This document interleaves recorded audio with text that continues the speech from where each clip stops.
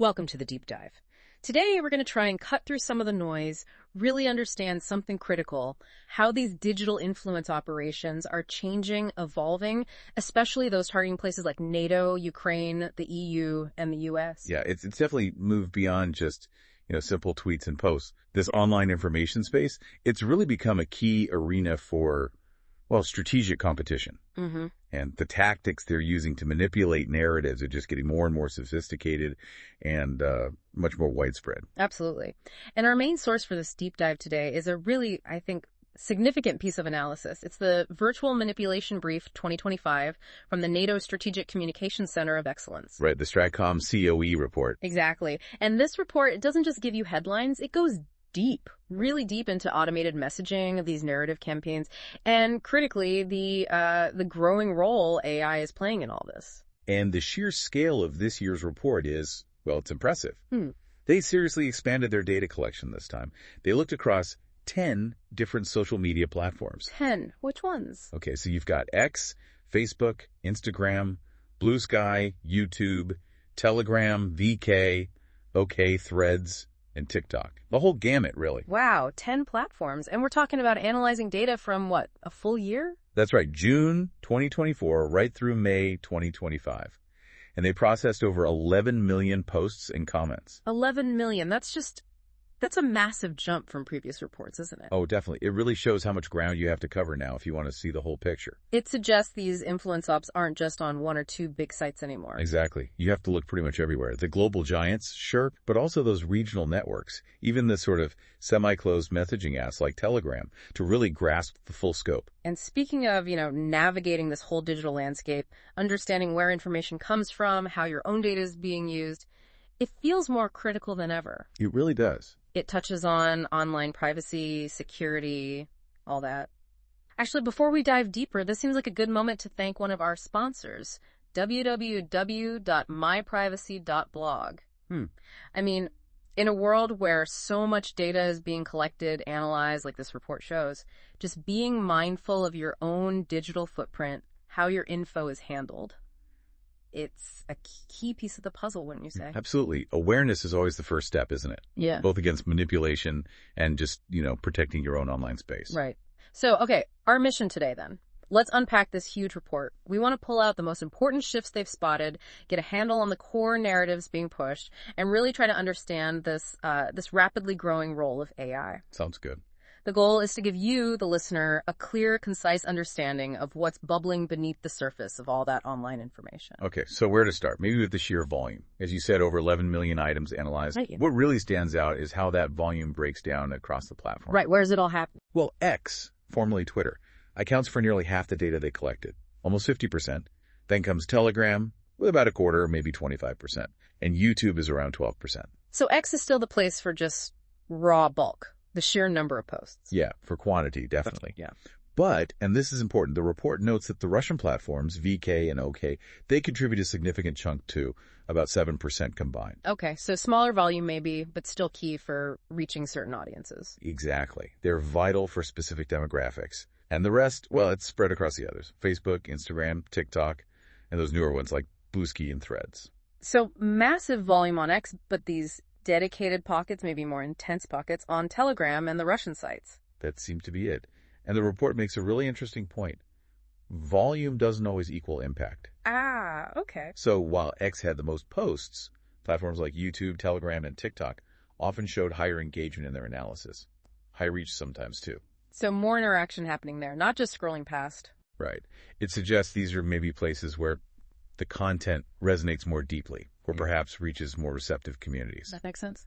And the report notes that the actors, they seem to adapt their platform use based on the topic as well. How so?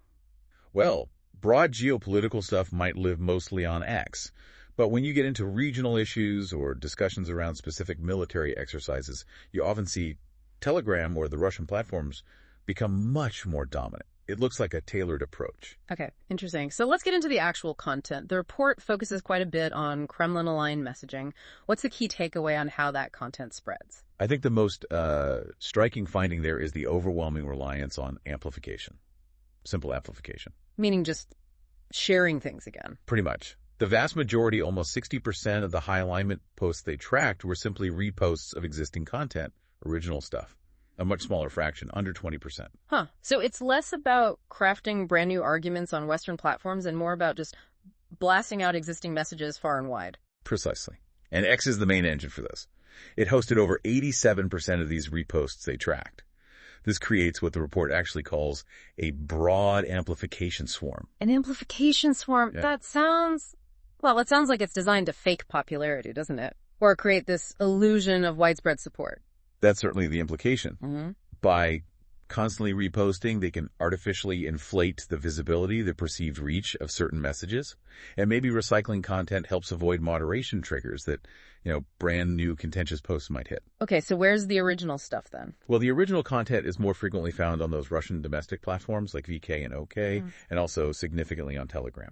Right. So maybe the core narratives get developed, maybe even tested or debated in these more closed off or Russia-leaning spaces, and then they just get blasted out through reposts on big Western sites like X. That's the pattern the report suggests, yeah. A kind of two-tier dissemination architecture, as they put it. Content is potentially refined internally, then pushed outwards for mass consumption and amplification. And does the engagement data back that up? It seems to. While original posts might get more interaction per post on platforms like Telegram or VK, the sheer volume of reposts on X achieves that massive scale, even if the engagement on any single repost is lower. The report also had these timelines, didn't it, showing how posting volumes spike around specific events. Yes, it's quite stark when you see it laid out. They highlight these peaks in pro-Kremlin messaging, tied directly to things like Putin making peace proposals, the NATO summit, specific military actions. Or even reports about potential alliances. Exactly. And critically, they saw big surges around events perceived to touch on Western support for Ukraine or, leadership meetings involving Ukrainian figures. Like that meeting between Trump and Zelensky, I remember the report noting a big surge there. Yes, that was a very clear trigger for increased messaging activity. And during these peaks, certain narrative themes consistently pop up or intensify. What kind of themes are we talking about? Yeah. What keeps recurring? Well, they saw themes like glorifying Russia's traditional values while painting the U.S. as, corrupt, blaming the West for the conflict, obviously. Another really key one is what they call the globalist plot alarm. Globalist plot alarm? Yeah, framing the West and NATO as part of some deceitful globalist conspiracy targeting Russia. It's often fiercely nationalist rhetoric, painting Moscow as fighting for civilization itself. Sounds pretty intense. It is. Other themes included portraying NATO as aggressive and Russophobic, celebrating Russian military successes, and even quite openly using nuclear threats sometimes. And the narratives changed over time too, right? Like the proxy war allegations in early 2025. Yes, that became more prominent. Framing the conflict as a U.S. or Western proxy war, driven by globalist or neocon agendas, claiming Western actions backfired, often painting Western leaders negatively while suggesting figures like Trump could bring peace by working with Putin. And there was one more, the anti-globalist revolt. Right. Pushing this sort of conspiratorial narrative that NATO and the EU are tools of a globalist tyranny suppressing democracy. They often link it to issues like immigration or digital control and call for resistance against it. So it's a pretty consistent underlying message. Russia as the justified defender against this hostile, corrupt West led by NATO. Just packaged slightly differently depending on the current event. That's a good summary, yes. And the data on coordinated bursts really confirms this wasn't just random chatter. Yes, so. They identified significantly more coordinated spikes in pro-Kremlin content compared to pro-Western content. And crucially, many more of these pro-Kremlin bursts happen across multiple platforms simultaneously. That points to tighter synchronization. Which suggests the deliberate, orchestrated kind of effort. The report also looked at how different types of profiles behave, didn't it? Yes, they categorized accounts based on what they mostly do. Posting original stuff, reposting, commenting, replying, or a mix. And on those high-visibility Western networks like X and Bluesky, the findings were pretty stark. What did they find? Nearly all the accounts they observed actively pushing this content were primarily reposters. So back to the swarm idea.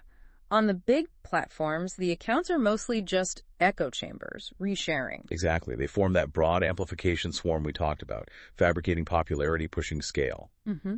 But on the semi-closed or Russia-leaning platforms like Telegram and OK, and also in the comment sections on YouTube, they found a much richer mix.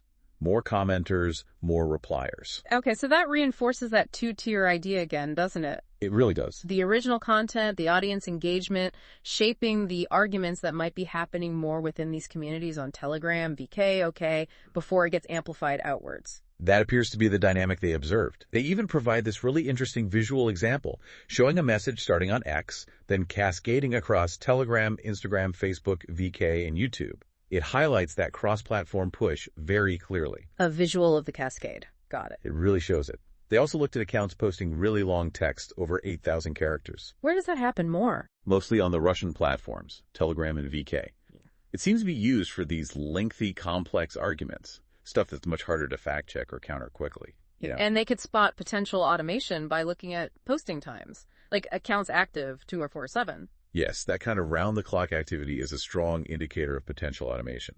They found that a portion of the coordinated content volume, over 3% actually, appeared to be spread by accounts showing that 24-hour pattern.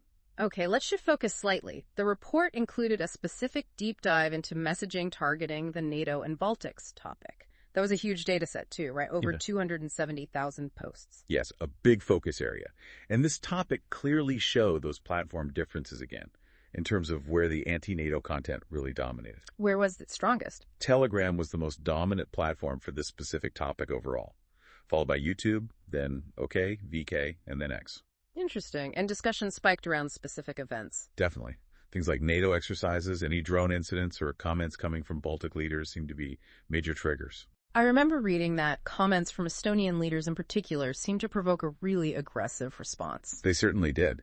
That specific spike saw the highest proportion of explicit violence threats detected across the entire year's data set. Almost 20% of the messages in that particular surge contained threats. 20%, that's deeply concerning. It is. The report cites some pretty chilling examples of comments calling for violence. It really highlights the intensity of the hostility. And the report notes this very binary approach. If you disagree, you can quickly be branded a Russophobe or worse. Wow. What's also interesting here is the platform split they found. Roughly 2/3 of the content on Telegram, VK, and OK was anti-NATO. But on X and Facebook, it was mostly supportive of NATO regarding the Baltics. So a really polarized information environment, depending on where you're looking. Exactly. Deeply polarized. Okay, moving chronologically a bit. The U.S. elections in November 2024, the report suggests they had a pretty significant impact, especially on messaging around peace talks. Yes. This looked like a clear turning point in the data. Before the elections, only a tiny fraction of messages on topics related to negotiation were strongly pro-Kremlin. But after the election, the sheer volume of mentions related to this topic just exploded. How much? By about 39 times. 39 times. That's an enormous jump. It really is. Now, the overall conversation volume shifted too. It included more anti-Kremlin content overall after the election, but the proportion of strongly pro-Kremlin content within that bigger conversation still increased notably. Okay. And perhaps more significantly, the report found that the most polarized groups, the ones already leaning heavily one way or the other, saw an increase in both volume and the pro-Kremlin slant after the election. So the election results somehow amplified and energized the messaging, particularly within those already polarized online segments. That seems to be the takeaway, yes. Yeah. Pre-election, messaging about NATO was maybe more focused on policy debates. Post-election, it intensified and started incorporating claims about election issues or, impending catastrophe. They gave examples, didn't they? Like propaganda about the Baltic states. Yes, really disturbing examples painting Baltic states as being in ruin, clearly designed to portray the West as failing. The report also specifically highlights X and mentions the asymmetric power it provides, referencing Elon Musk. Yes, his account, his statements regarding Ukraine. They often become central points for discussion and, crucially, for amplification. Before the election, posts referencing him in Ukraine generated millions of interactions. And after the election. The volume of posts referencing him went up, and the total interactions climbed into the billions. Billions with a B. That's just a staggering potential reach. It really demonstrates how influential just a few key accounts can be in this ecosystem. Pro-Kremlin actors were clearly opportunistic here, significantly increasing their references to Musk in the period right after the election. And the narratives about him shifted, too. Seems so. Before the election, he was often framed as, an amplifier of anti-NATO or Ukraine skeptical views, or maybe a potential policy influencer against globalist EU leaders. And after the election, The focus shifted more towards X's moderation policies.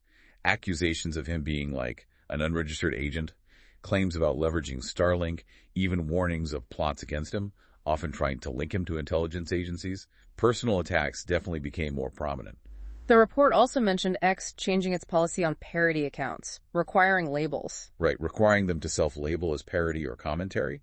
Since the blue check doesn't really mean verification anymore, this seems like an attempt to reduce confusion. But does it work? Well, the report points out that because the label is self-assigned, its effectiveness really depends entirely on enforcement, and it leaves potential for malicious actors to maybe misuse the label to try and avoid stricter scrutiny. It just underscores how complex this whole online environment is becoming, doesn't it? And how hard it can be to know what's real.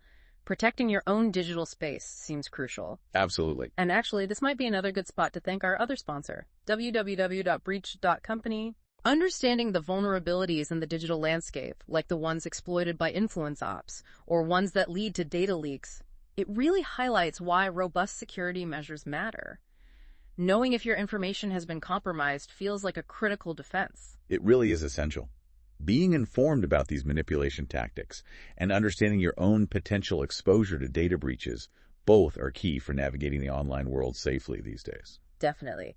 Now, the report also broadened the scope beyond just Russia, right? It looked at China's messaging, too, particularly about NATO's partnerships in the Indo-Pacific. Yes, this is a distinct but definitely increasingly visible area of messaging.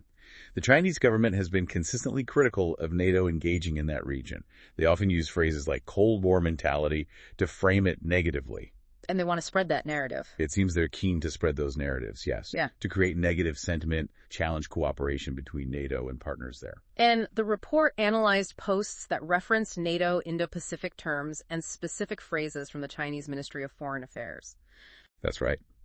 And interestingly, U2 emerged as a rapidly growing platform for this specific Chinese narrative.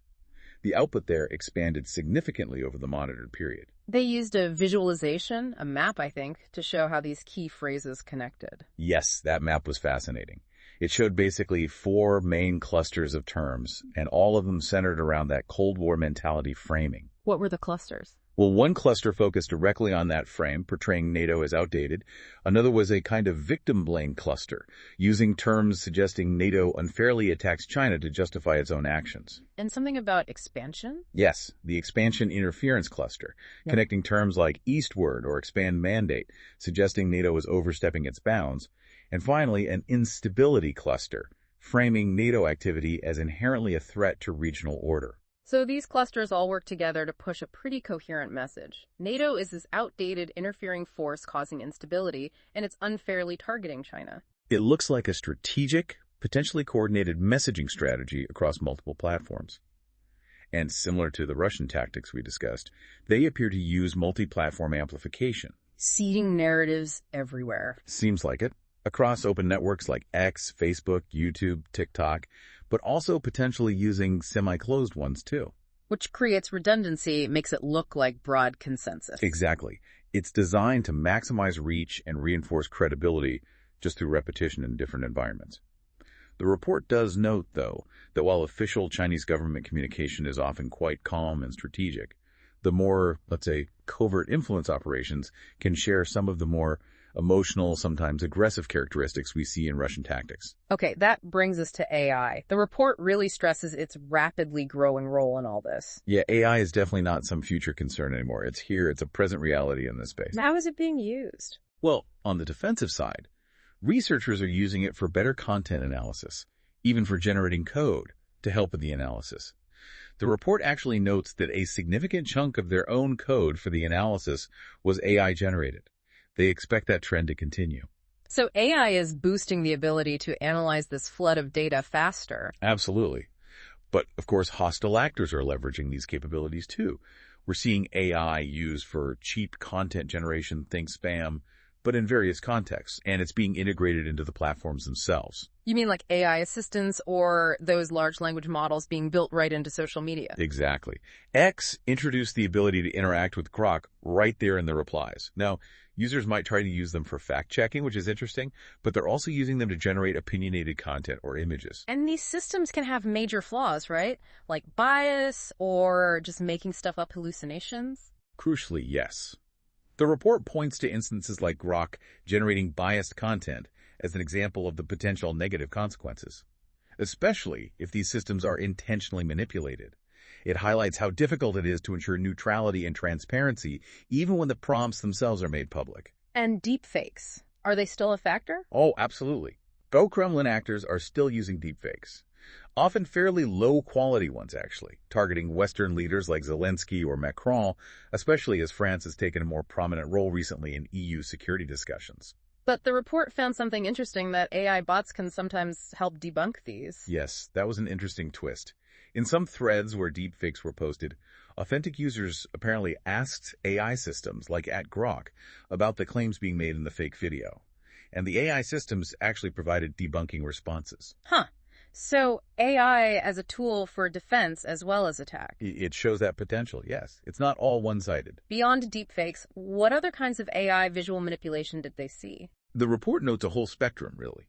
From using AI-generated portraits just to lend a bit of legitimacy to fake pages, to using those diffusion-based avatars in influence networks, recycling AI images across different campaigns, and even fabricating entire protest scenes using AI. And even state-owned media using AI images. Yes, Russian state news agencies have apparently used AI-generated pictures and articles, sometimes with disclaimers, sometimes maybe not, pairing them with sensational headlines to create easily shareable, visually striking content. Like that Berlin billboard example they mentioned. That was a classic case, yeah. These manipulated videos started circulating widely across platforms, claiming that portraits of Soviet soldiers were being displayed on billboards in Berlin for some initiative. They used fabricated visual evidence to push a completely false narrative. Wow. Okay, so bringing all of this together then, we've covered a lot of ground from this report. What are the main takeaways from this deep dive? Well, I think first it's clear these digital influence operations are incredibly sophisticated now. They're coordinated, and they operate simultaneously across a really wide range of platforms, not just the big names, but niche regional sites too. The sheer volume analyzed just underscores the scale. And we definitely saw distinct narratives, right, coming from both Russian and Chinese actors, though sometimes overlapping, strategically targeting NATO, Western unity, and really exploiting specific geopolitical events. Absolutely. And the analysis clearly showed how platforms are used strategically.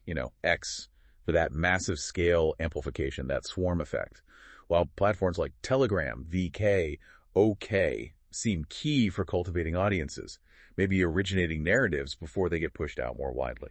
And the role of AI just seems to be escalating rapidly. It's not just generating content anymore, including visuals, deepfakes, but it's potentially enabling faster automation, better coordination of campaigns. Yeah, the report even mentioned concerns about future autonomous AI agents getting involved in this space. That's a whole other level. Which leads to the response, right? The report emphasizes that countering this requires coordinated defense, understanding how each platform works differently, developing counter-narratives, detecting these coordinated networks. And, crucially, boosting public awareness and resilience. Yeah. Making people harder to fool. The fundamental challenge, it seems, is just the speed at which this whole environment is changing. Adversaries seem quick to adapt, leverage new tech, new opportunities. It really is a fast-moving target. And it really makes you think about your own place in all this, doesn't it? The report talks about the speed and coordination of these automated operations, the potential for AI agents to tailor and spread content almost instantly. Which raises a really important question, I think, for you, the listener. Given how quickly this manipulative content can be generated, spread, tailored, how is your individual behavior online? What you choose to engage with, what you decide to share, maybe how quickly you react to information? How does that contribute? Do you end up amplifying these efforts or counteracting them? Yeah, what's your role really in navigating and maybe helping to secure this increasingly complex digital landscape? Definitely something worth considering long after you finish listening. It absolutely is. Well, that's all the time we have for this deep dive. Thanks for joining us.